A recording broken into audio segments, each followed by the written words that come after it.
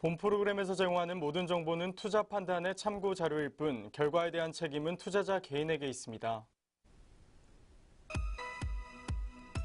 네, 안녕하세요. 금요일 특징주를 잡아라의 김은미입니다. 어제 코스피 시장은 이 미국 증시 호조에 힘입어서 4거래일 만에 상승 마감했죠. 2114선에서 거래를 마쳤습니다. 코스닥 시장 같은 경우에는 700선을 지키지 못했지만 695선에서 거래를 마쳤습니다.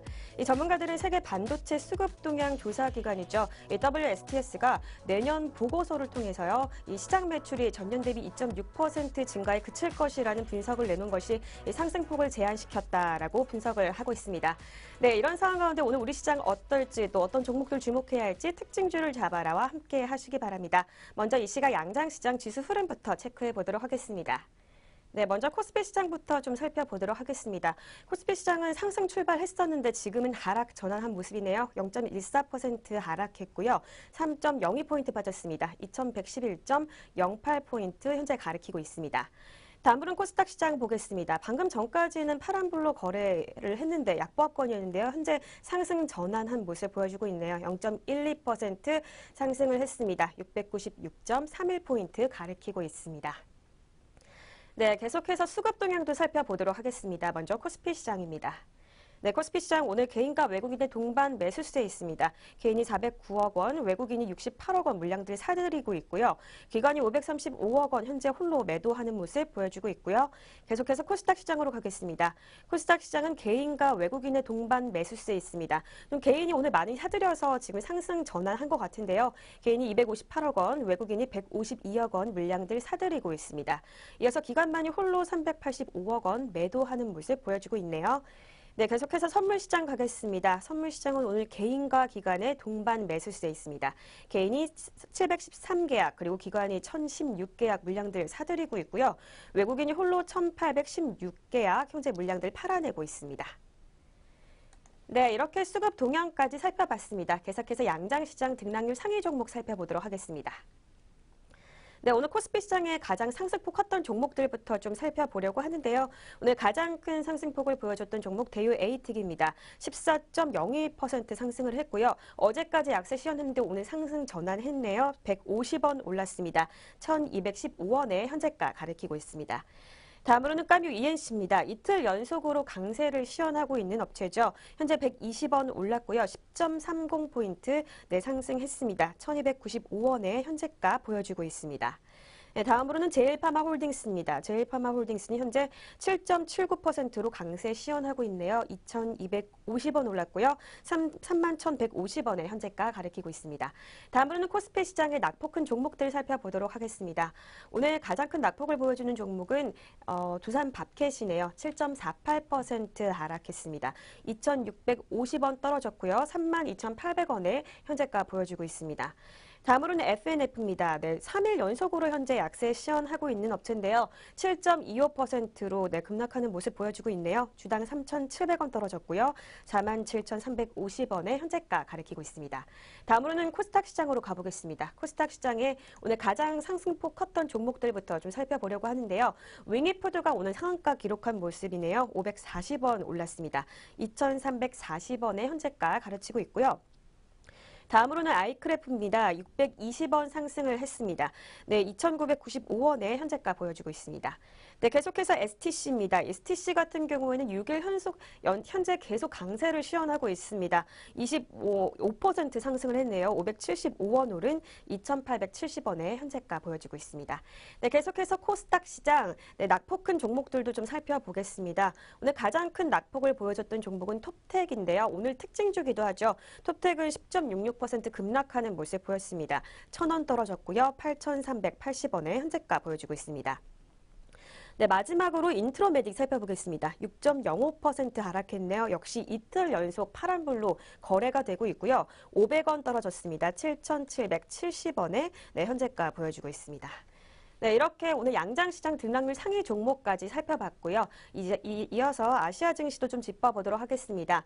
어제 29일 아시아 주요 증시는 전반적으로 혼조세를 보였습니다. 하지만 니케이 지수 같은 경우에는 5거래일 연속 계속해서 강세를 시현하고 있는데 이 제롬 파월 연방준비제도 의원이 이제 비둘기파적인 발언을 했죠. 이 금리가 중립 수준에 들어섰다라는 말이 이 투자 심리를 개선한 것으로 보입니다.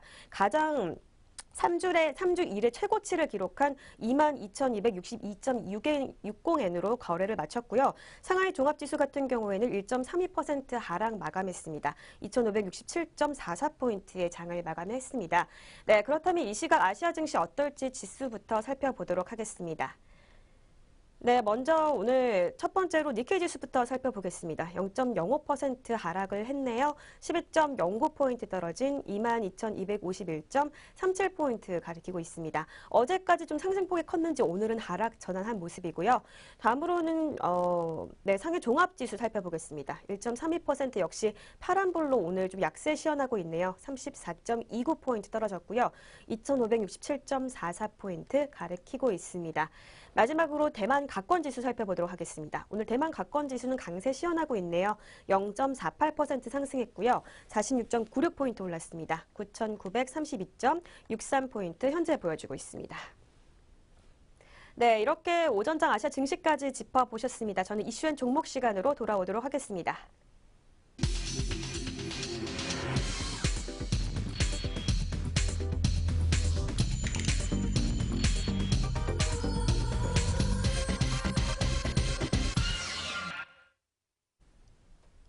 네, 이슈앤 종목 시간입니다. 오늘장 가장 이슈가 되는 두 가지 종목들 살펴보려고 하는데요.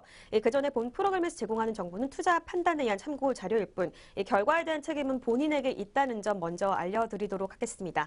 오늘 첫 번째로 살펴볼 종목은 우리은행입니다. 우리은행이 최근 주간사를 선정해서 내년 초에 진행될 이 재상장 작업에 착수했다는 소식입니다. 완전 민영화를 목표로 이 금융지주사 체제 전환 작업에 속도를 내는 모습이라고 하는데요. 어제 29일이죠. 투자 금융업계에 따르면 우리은행이 최근 우리 금융지주 재상장을 위한 대표 주관사로 이 한국투자증권을 선정했다라는 소식을 발표를 했습니다. 이 한국투자증권은 우리은행의 과점주주 중 한 곳인데 이 지주사 전환 작업에 따라 우리은행은 상장 폐지가 되고 우리 금융지주가 대신해서 이 유가증권 시장에 재상장될 예정이라고 발표를 했습니다. 우리은행 주식을 우리금융지주로 신주로 1대1로 교환하는 포괄적 주식 교환을 통해서 내년 1월부터 우리금융지주의 완전 자회사로 편입이 됩니다. 이 주주들도 지주회사가 되는 기업이 발행하는 신주를 배정받아 이 주주 구성이나 기업 가치 역시 그대로 유지되게 됩니다. 이 재상장 목표일은 내년 2월 13일로 예정이 되어 있는데요. 지난 2014년 11월 민영화를 위해서 지주사를 해체한 지 약 4년 만이라고 합니다. 우리금융은 2001년 국내 첫 금융지주사로 출발했지만 이 민영화를 추진하면서 해체를 거듭을 했었죠. 이 과정에서 우리투자증권, 우리아비바생명 이런 알짜 비은행 부문 계열사를 매각을 했습니다.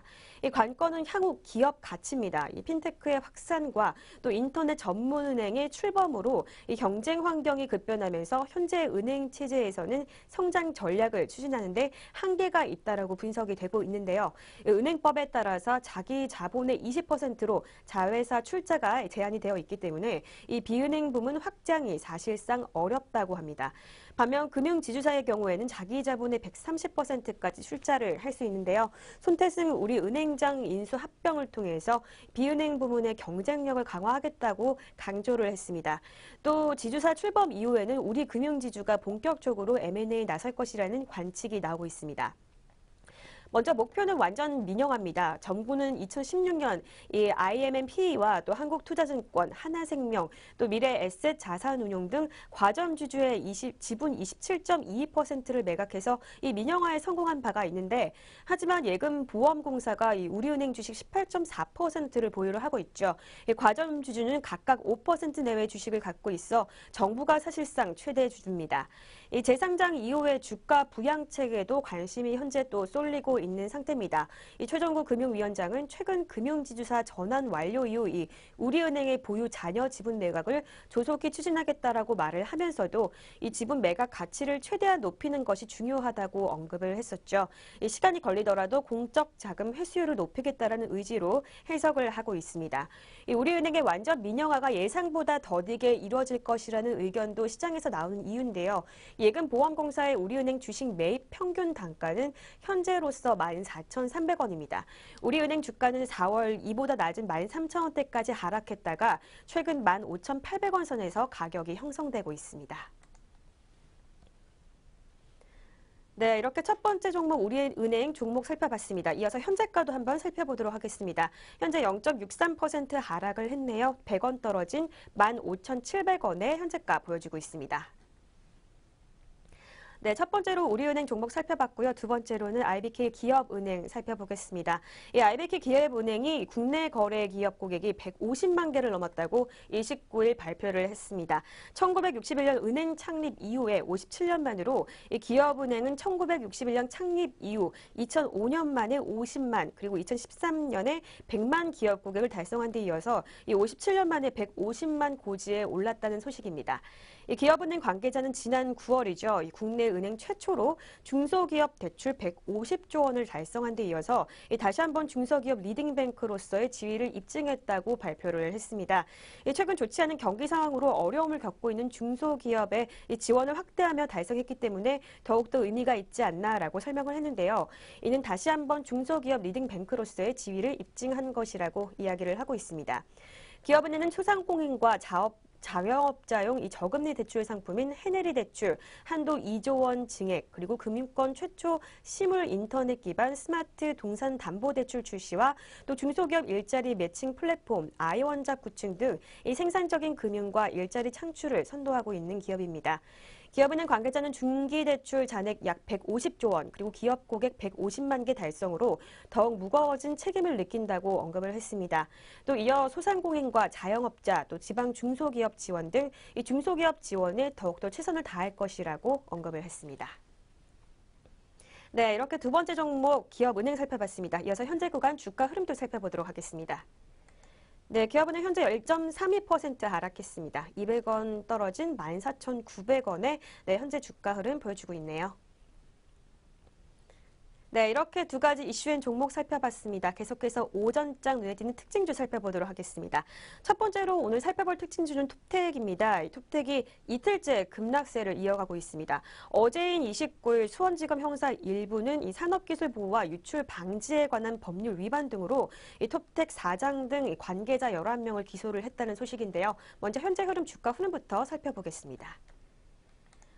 네, 톱텍 현재 9.78%로 하락하는 모습 보여주고 있네요. 910원 떨어졌고요. 8,470원의 현재 흐름 보여주고 있습니다. 이 톱텍이 중국에 유출한 기술은 이 삼성 디스플레이의 플렉서블 OLED 패널 3차원 라미네이션 관련 설비 사양사와 또 패널 도면이라고 합니다. 이 기술은 산업기술보호법상 국가 핵심 기술에 해당하는 것으로 전해지고 있는데요. 검찰에 따르면 톱텍 방 사장 등은 이 중국 수출을 위해서 설립한 모 협력업체에 해당 기술을 유출하고 또 일부 자료는 중국으로 빼돌린 혐의를 갖고 있습니다. 반면 톱텍은 이 기술 유출이 전혀 사실이 아니라고 주장을 하고 있는데요. 이 톱텍 관계자는 지난 3월 삼성 디스플레이의 중국 고객사로서의 수출 사실을 사전에 설명한 다음 이번에 문제되는 곡면 합작기를 수출했다고 언급을 했습니다. 이 곡면 합작기는 톱텍의 기술로 제작된 설비로 그 과정에서 삼성 디스플레이의 산업기술 내지 영업비밀 자료 등을 중국에 준 바는 없다라고 현재 주장을 하고 있습니다. 네, 두 번째로 살펴볼 특징주는 현대차입니다. 현대차가 2,500억 원 규모의 자사주 취득 결정 소식에 오늘 장 초반부터 강세 흐름을 시연을 하고 있습니다. 먼저 이 시각 주가 흐름부터 살펴보도록 하겠습니다. 네, 현대차입니다. 현재 전일 대비 5.55% 강세를 시연하고 있네요. 5,500원 올랐고요. 10만 5,500원의 현재가 보여주고 있습니다. 네, 현대차는 이 주주 가치 재고를 위해서 보통주 213만여 주 그리고 기타주 63만여 주를 장내 매수 방법으로 취득하기로 결정했다고 이날 개장 전에 공시를 했는데요. 이 취득 예정 금액은 보통주 2,137억 원 그리고 기타주는 411억 원입니다. 네, 세 번째 특징주는 슈프리마입니다. 이 증권업계 전문가는 스마트폰의 지문 인식 확대 적용에 따라 이 슈프리마가 수혜를 입을 것이라고 예상을 했습니다. 먼저 이 시각의 슈프리마의 주가 흐름부터 살펴보도록 하겠습니다. 네, 현재 슈프리마 전일 대비 3.37% 하락했네요. 900원 떨어졌고요. 25,800원에 현재가 보여주고 있습니다. 네, 오늘 NH투자증권에 따르면 이 향후 스마트폰 지문인식 트렌드는 스크린 면적 증가, 또 편의성 확대 등을 감안해서 기존의 홈버튼이나 이 후면에 위치하던 정전식 방식에서 디스플레이 하단에 위치하는 인 디스플레이 지문 인식으로 변화할 전망이라고 발표를 했습니다. 이 애플은 생체 인식 수단으로 3D 센싱을 이용한 페이스 아이디를 채택하고 있지만 이 지문 인식 모듈 대비 높은 단가와 또 편의성을 감안했을 때 타 스마트폰 업체들은 디스플레이 지문 인식을 주요 생체 인식 수단으로 사용할 것으로 예상이 된다고 발표를 했는데요. 연구원은 인디스플레이 지문 인식의 경우에는 영상 이미지를 디스플레이 하단에서 촬영하기 때문에 기존 대비 화질이 현저히 저하돼서 전체 이미지의 노이즈를 지우고 지문이 빠르게 인식하기 위한 알고리즘의 중요성이 확대될 것이라고 이야기를 했습니다. 또 광학식 지문인 이 식센서와 초음파식 센서를 개발한 업체들과 협업하고 있는 슈프리마가 수혜를 입지 않을 것으로 분석하고 있다라고 현재 말을 하고 있습니다. 네, 네 번째 특징주는 파트론입니다. 이 한국투자증권은 오늘 파트론에 대해서 이 스마트폰의 멀티 카메라로 수혜를 입을 것이라고 분석을 하고 있는데요. 먼저 주가 흐름부터 살펴보도록 하겠습니다. 네, 파트론입니다. 현재 전일 대비 0.12% 상승했습니다. 10원 올랐고요. 8,330원에 현재 흐름 보여주고 있습니다. 네, 증권업계 관계자는 스마트폰에서 멀티 카메라화는 올해에 이어 내년에도 이어질 것이라며 이 파트론은 국내 핵심 고객사 플래그십 스마트폰의 전면 카메라를 또 중저가 스마트폰에는 후면 카메라 메인 공급 업체라고 발표를 했습니다. 이 파트론의 고객사들은 내년 상반기 출시 플래그십 스마트폰에도 전면 듀얼 카메라를 채용할 전망인데요. 올해는 싱글 카메라였지만 내년에 3개 모델 중 2개의 듀얼 카메라를 채용할 예정입니다. 또 중저가 스마트폰의 경우에는 듀얼과 트리플 카메라 탑재 비중을 키울 것으로 전망을 했는데요. 이처럼 멀티 카메라화에 따라 주요 공급 업체들의 수혜가 예상된다는 것이 연구원의 설명입니다. 또 연구원은 파트론은 듀얼 카메라 제조 경험이 있고 또 새롭게 추가되는 트리플 카메라의 경우 제작 난이도도 높지 않아 수율도 안정적일 것이라고 분석을 했습니다. 또 실제로 지난 3분기에도 매출액이 주요 고객사 세트 출하량이 크게 줄어서 전년 동기 대비 12.7% 감소했지만 영업이익률은 5.2%로 양호했다라고 분석을 했습니다. 네, 다섯 번째 특징주는 이수페타시스입니다. 이 증권업계에서 이수페타시스에 대해서 내년에 기대되는 5G 수혜주라고 평가를 했습니다.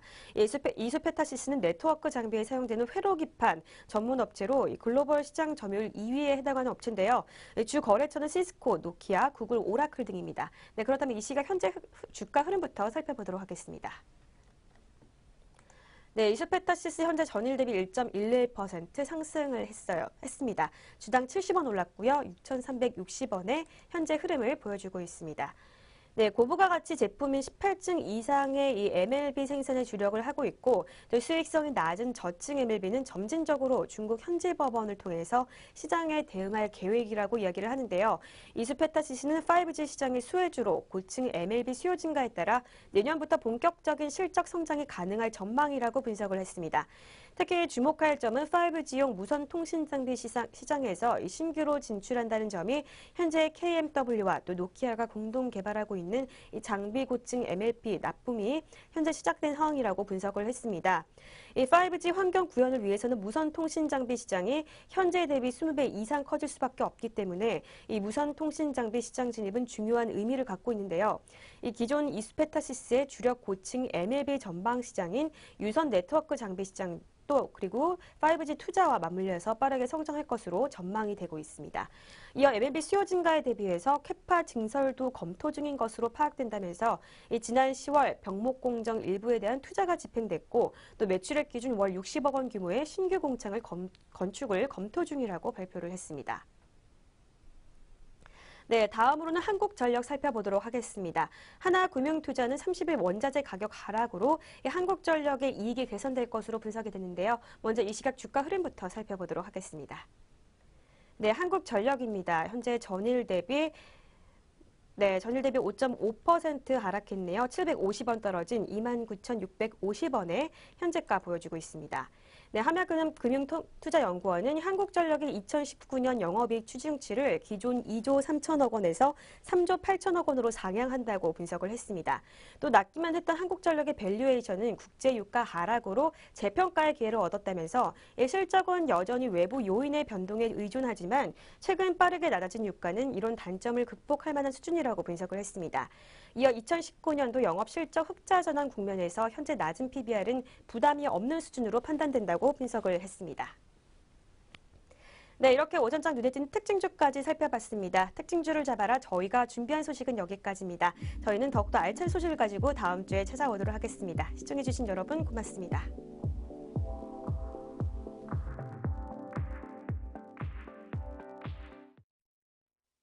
본 프로그램에서 제공하는 모든 정보는 투자 판단의 참고 자료일 뿐 결과에 대한 책임은 투자자 개인에게 있습니다.